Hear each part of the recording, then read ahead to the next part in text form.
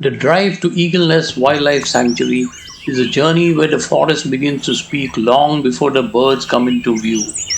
Along the winding mountain road, the crisp air carries the scent of pine and wild bamboo, and in the quiet moments between switchbacks, one often hears a light, tremulous flutter, the unmistakable presence of the grey hooded warbler. This tiny Himalayan gem, with its soft grey hood and bright lemon yellow underparts, seems to flicker like a living spark among the foliage. Always restless, always inquisitive, it darts through the roadside shrubbery in quick, precise movements, pausing only to deliver its sharp, cheerful call that echoes faintly against the valley walls. In his delicate energy and subtle beauty, the grey hooded warbler perfectly mirrors the spirit of the eastern Himalayas, vibrant, hidden, and endlessly alive.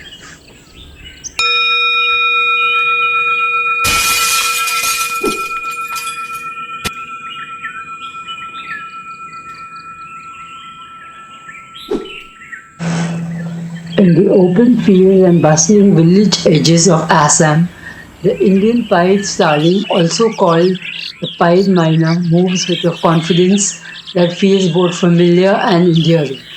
With its striking black and white plumage, orange-tinged bill, and expressive pale eyes, this starling is impossible to overlook. Whether perched on electric wires or hopping across paddy fields, it brings a lively rhythm to the Assamese countryside.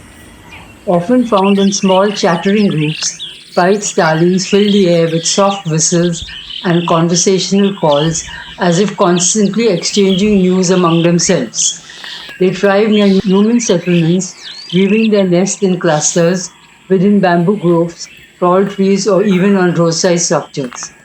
Their presence is a reminder of how gracefully wildlife adapts to shared landscapes.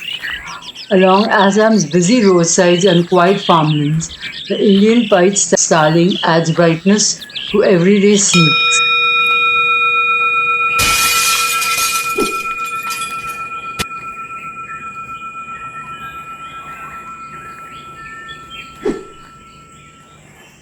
There once was a woodpecker bright, with a fulvous breast glowing in light. He tapped on a tree with jubilant glee, turning dull trunks to music on sight. In forests where soft breezes play, he hammered from dawn through the day. Each peck was a rhyme, a beat keeping time, as the hillside echoed his sway. He danced up the bark with such flair, like a drummer who lived in the air. With feathers so neat and rhythm so sweet, he worked with a craftsman's care. Oh, the joy that his tapping would bring, a woodland percussionist king. Through branches he'd roam, calling the trees home, letting every proud stroke softly ring.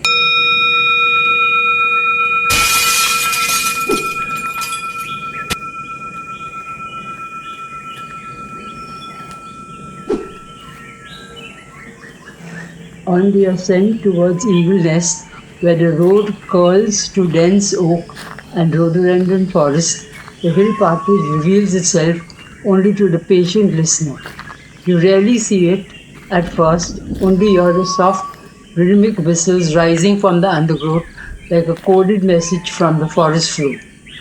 When it finally steps into view, the bird appears almost carved from the earth itself, warm brown, subtle barring, and steady, alert eyes.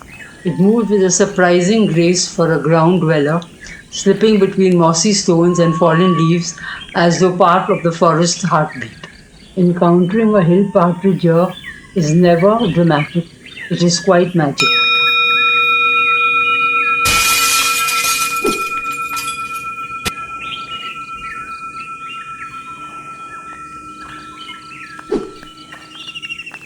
Near the moss-draped slopes of Eaglenest, where light filters gently through tangled undergrowth, the Rufous-throated Wren-Babbler reveals itself like a secret whispered by the forest. This shy, ground-loving bird is small and elusive, slipping through leaf litter and roots with the confidence of a creature perfectly shaped by its wilderness. Its warm rufous throat glows softly when the sun manages to touch the forest floor, while its crisp, ringing calls bounce between tree trunks like tiny chimes. Watching one near Eaglenest is less about spotting and more about sensing light, listening for the faint rustle, catching a glimpse of movement, and finally meeting those beady eyes that seem to understand the stillness of the hills. In its presence, the forest feels deeper, older, and more intimate. The Rufous-throated Wren-Babbler is a reminder that some of the Himalayas' most enchanting treasures are not the loud or the spectacular, but the small, quiet lives unfolding in the shadowed heart of the forest.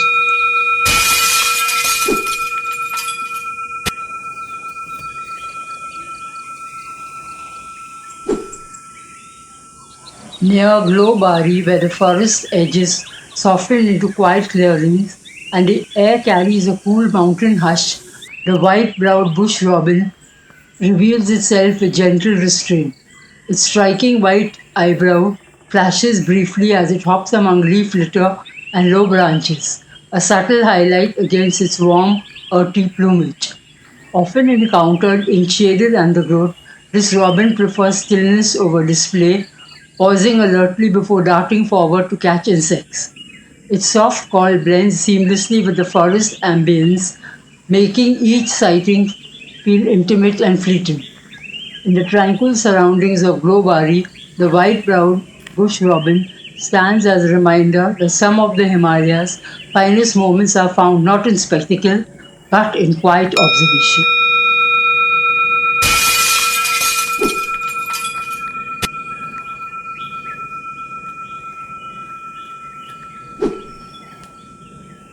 In the quiet green heart of Nameri National Park, where the forest hums with cicadas and the river breezes sift through tall sal forests, the orange-bellied squirrel flashes through the canopy like a tiny ember set loose in the morning light. Among the many creatures that share Nameri's wilderness, this little squirrel often goes unnoticed, yet to the patient eye, it is one of the forest's most endearing personalities. The squirrel's coat is a soft blend of gray and brown, but it is a bright orange wash on its belly that gives its coat its name and its charm. When it scrambles along a branch or sits upright to nibble a seed, that warm hue glows like a secret fire under the leaves. Its movements are quick, spirited, and almost musical.